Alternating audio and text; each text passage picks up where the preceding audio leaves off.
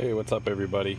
I'm just working on my 2004 Ford F-150 and I had the classic window regulator problem where I went to roll the window down and the whole window fell into the door. Okay, and I ran into a few little things that I hadn't seen in my research, so I just wanted to let everybody know what was going on. So let's take a look at my old window regulator. Okay, so this is the one I just took out of the truck.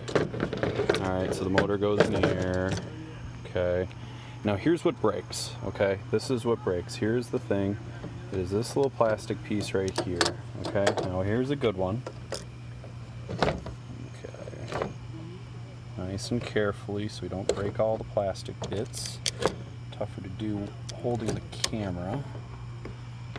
There we go. Okay, so as you can see here, you have two cables going in and getting captured. Okay, see, look how this other one is. Okay, so this has one cable, and this cable goes into here. See how that's all broken out in there? Yeah, so that was problem number one. Problem number two that I had, that not many people have, is there is two clips that allow this plastic piece to ride on the rail. Mine only has one. Okay, so this, I decided to buy a brand new one. Because of this, and because I made the gigantic mistake of trying to roll the window back up after it fell down, and then I wound all of the cable right in here, and it got to be a big mess. Frayed the cable, so a couple of different things are causing me to do that. So I went to buy a new one. Okay, so everything says to buy a new one you get the Dorman 741 428. All right, that seems good. So then you go in there and you get this. And I said, okay, this is where I unplugged my other thing. This is the new one. Well, those two things do not go together. And I went back to the parts store and I looked it all up and I'm not seeing any problems. Well, guess what? Here's what I found out. All the new ones, I don't know if you can see in here, all the new ones just have wires going right into the motor, okay, and coming out on this dongle. My other one had a plug on the motor itself. Then I started looking at this and I was actually going to cut this and strip it and all this stuff. And then I noticed, okay, wait a second.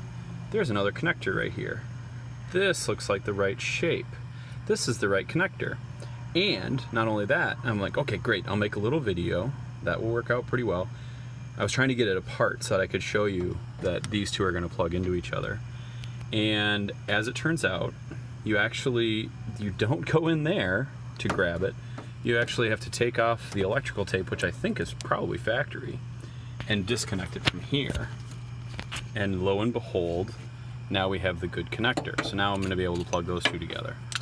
Also, in case you're seeing this for the first time and haven't bought your new one, there was a little mistake on the Ford driver's side in 2004 and early 2005 that reversed the polarity of it. So what would happen is that you buy it, and if I plugged the new Dorman one directly in, if I plugged that directly into there, the window, you push the window up and it would go down. So all this little pigtail does is it just reverses the polarity.